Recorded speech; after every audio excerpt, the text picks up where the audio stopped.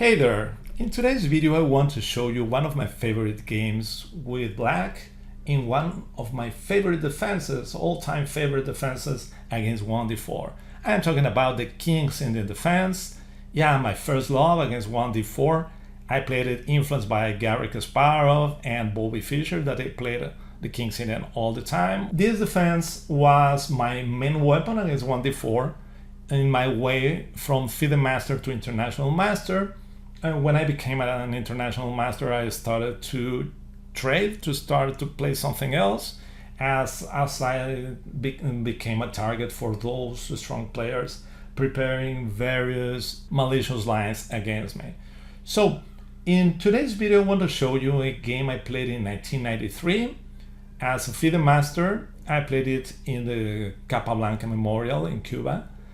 In my first International Master Norm tournament, I faced the strong International Master Jorge González from Colombia with the black pieces. So in the video I'm going to explain this game, to analyze this game, but I'm going to tell you some of the basic ideas of the King's Indian defense. So if you want to give it a try, or if you already play it and want to, well, to have another insight that may come handy.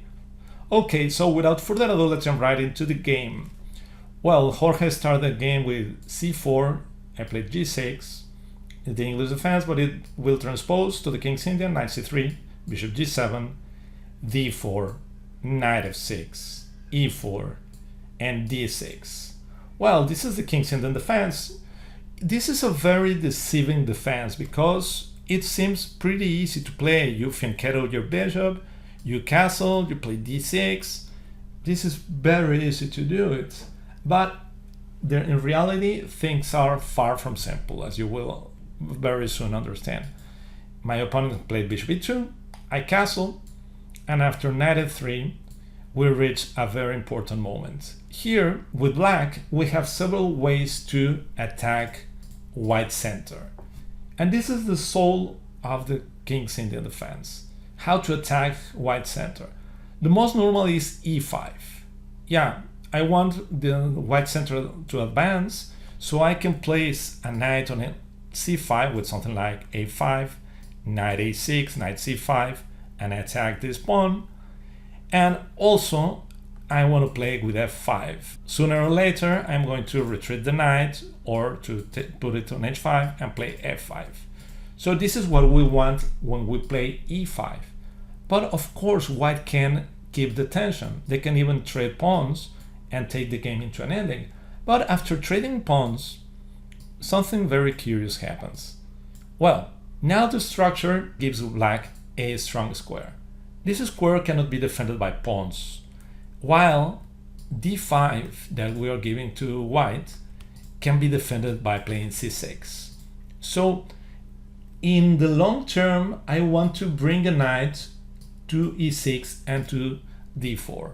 Or I can do it by knight h5, knight f4, knight e6, and knight d4. So d4 might be considered a weak square. So e5 is one of the ways to attack white center, but not the only one. c5 is also a normal way to attack it. Then we invite white to advance, and we play a modern Benoni by playing e6. This is a fascinating structure. After castle, e takes d5, c takes d5, we reach a position in which white has the center, and we have more pawns in the flank, on the queen side, and the strong dark square bishop. This is a pretty interesting battle that is very often occurring from the King's Indian defense. Okay, so c5 is the other way to play. Another very popular line is bishop g4. The idea is to put pressure on d4 with pieces by eliminating these knights. So something like bishop e3, knight f d7, yeah, opening the bishop, castle, and now knight c6, putting pressure on d4 with the intention of answering h3 by bishop takes f3, bishop takes f3, e5. In case of d5, we install our knight on d4, and we're not losing a pawn, as bishop takes d4, e takes d4, knight e2, we can simply advance the pawn queen takes d3, bishop takes b2, rook b1, and we can run away to g7 without fearing rook takes b7, as knight c5 wins the exchange, attacking the queen and the rook on b7. So this is a pretty interesting way to play by attacking the d pawn with pieces. This is very close to the modern defense. The modern defense is g6 on the first move without an early development of the knight. This is what is called the modern defense. That is very close to the King's Indian.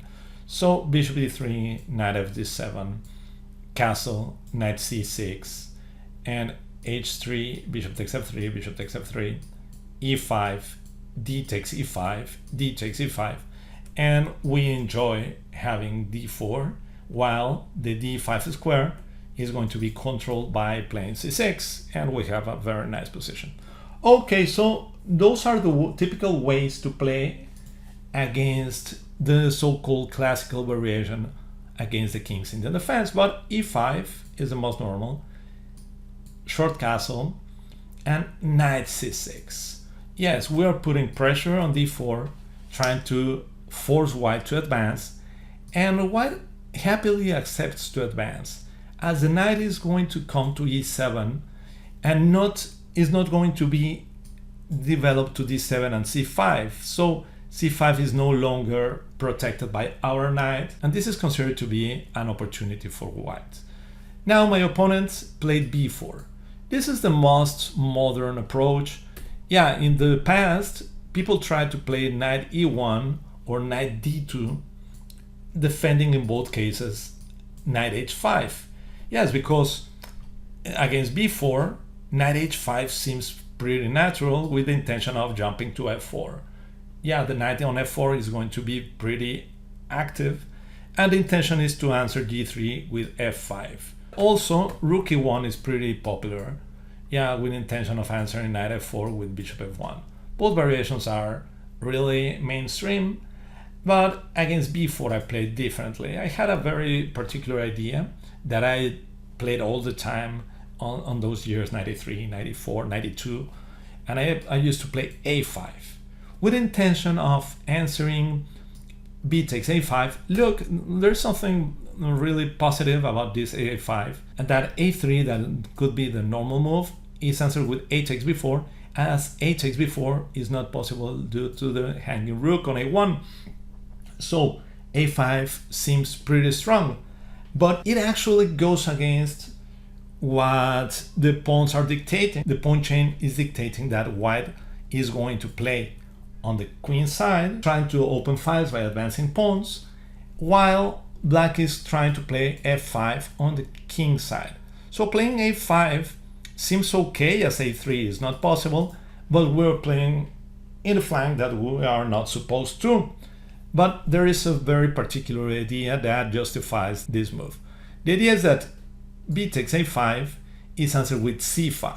This is a way to blockade the queen side, as we don't want white to play c5.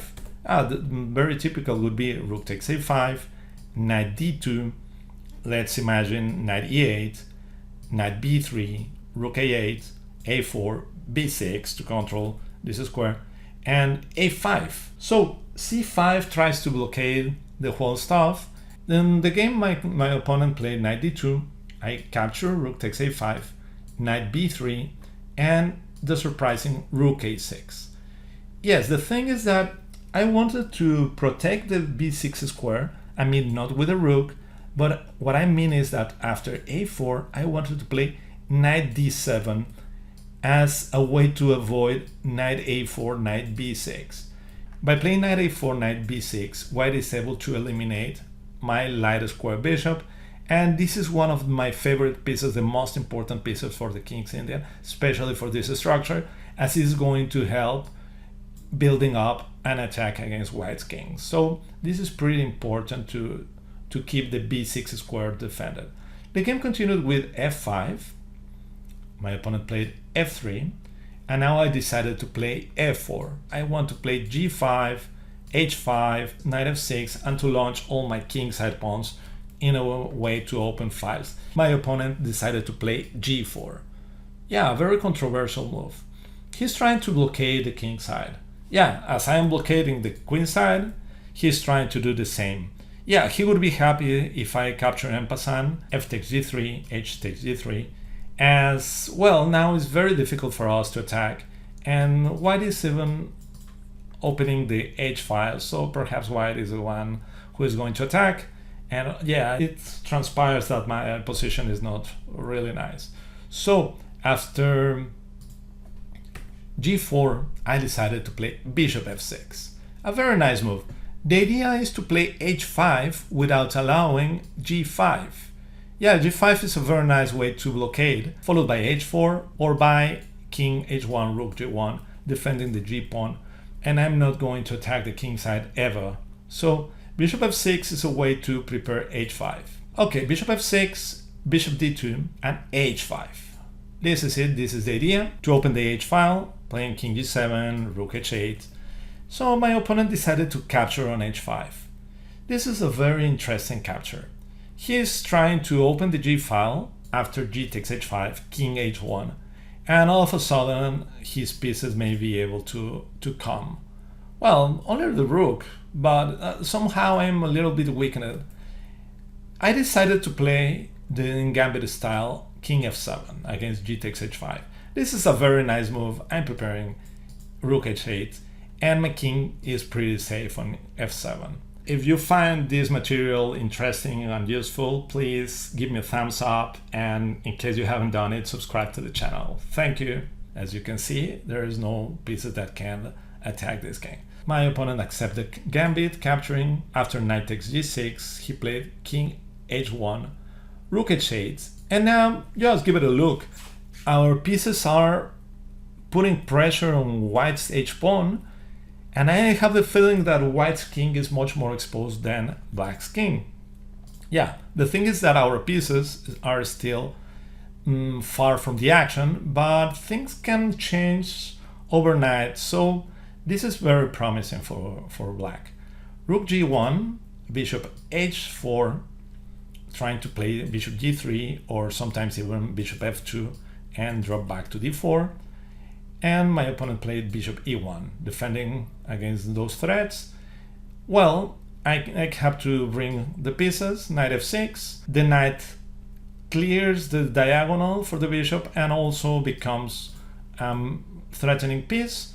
Bishop f1, clearing the second rank. Knight h5. Now I'm trying to put my knight on g3. Yes, something like rook a2, bishop takes e1, queen takes e1, and knight g3 is very dangerous for white. So knight h5 is answered by knight e2.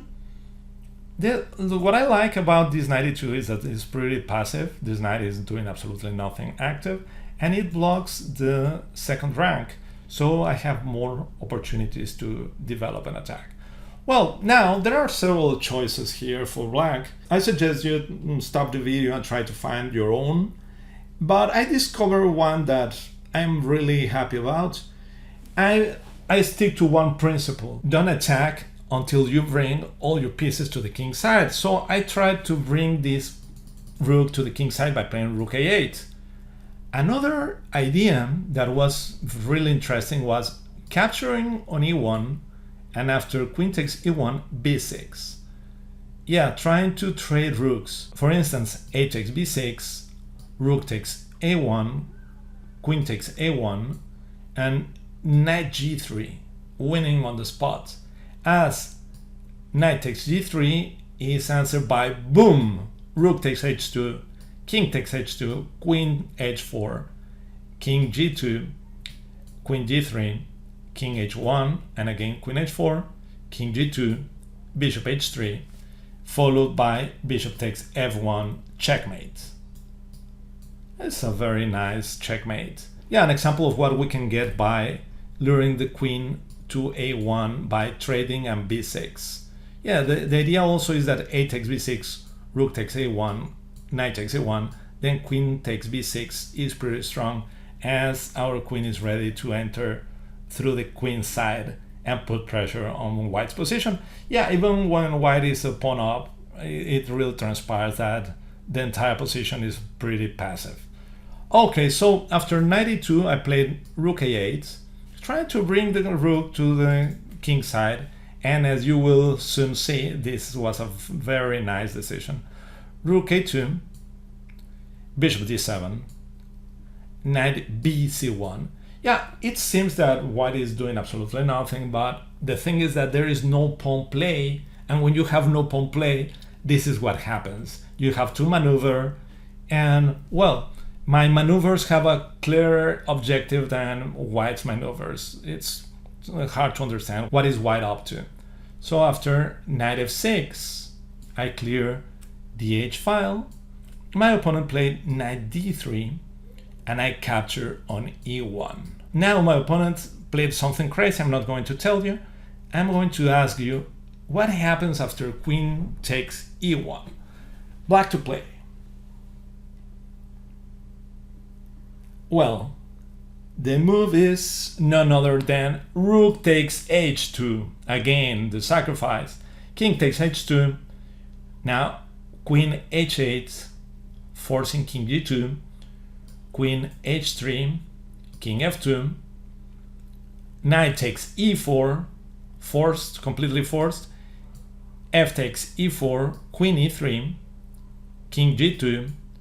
And there are several ways to win the game. I guess bishop check followed by rook h8 is good enough, but play f3 here is more forced. After f3, king g3, f takes e2.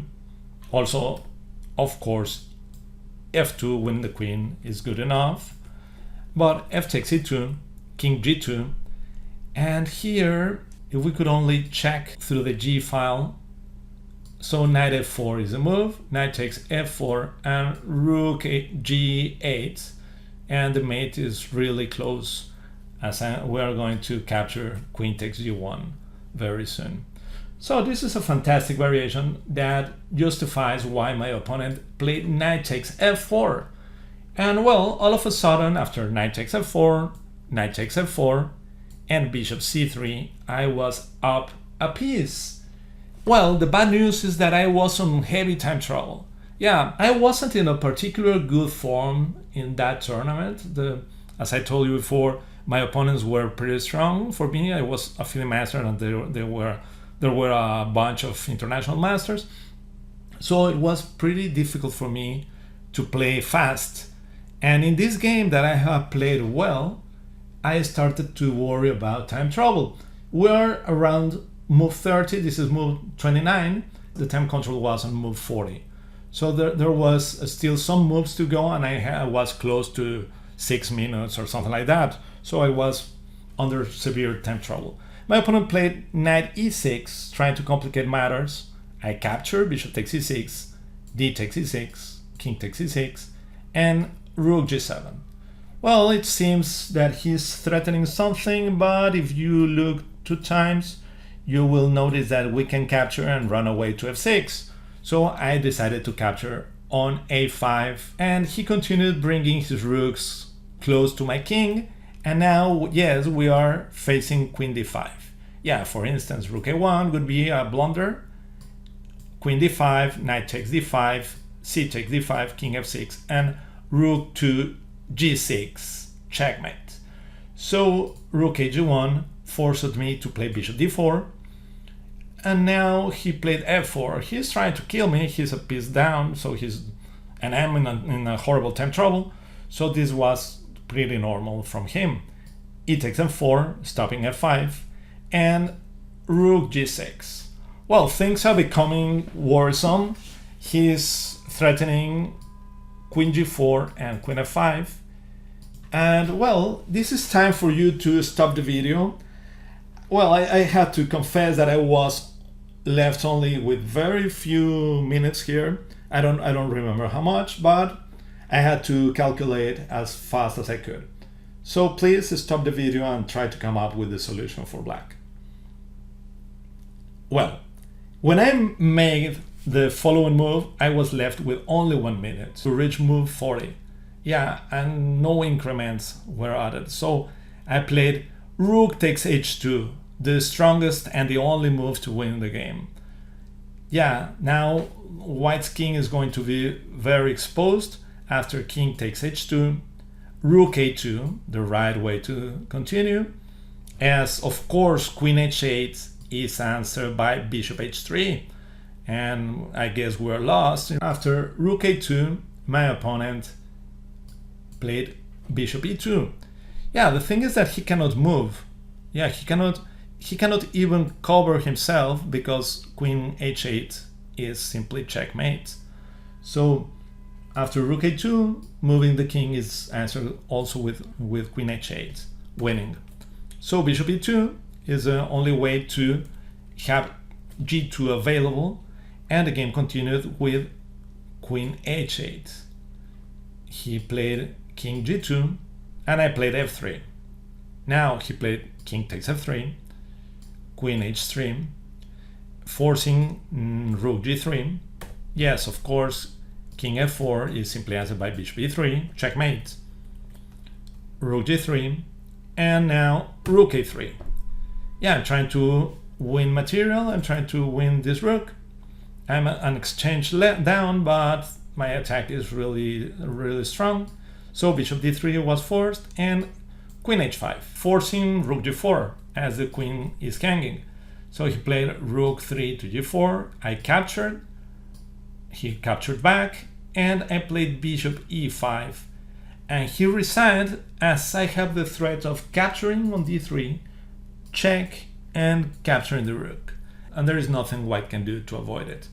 The King's Indian, it's a fantastic defense, but white has a complete arsenal. I mean, they have several ways to attack it. They have the Samish variation and bishop e3, or sometimes the Samish with knight ge2, intending bishop g5. They have the 4 attack, they have f4, they have h4, I don't know the name of this one. They have the so-called Hungarian attack, bishop d3, castle, and knight e2.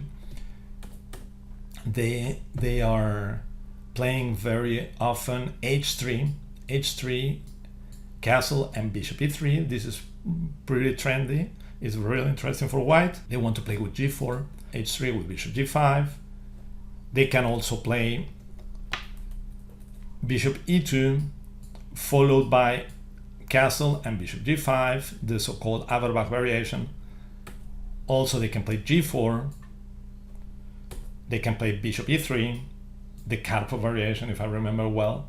So one of the problems for black is that white has a huge amount of lines to attack the King's Indian, and this forces you to prepare and to know when to play with e5 and when to play with c5 and when to play in a different way. I hope you find this defense as fascinating as I do. I hope you like the game, and if that's the case, please let me know and give me a thumbs up. Okay, thank you very much and see you next time. Goodbye.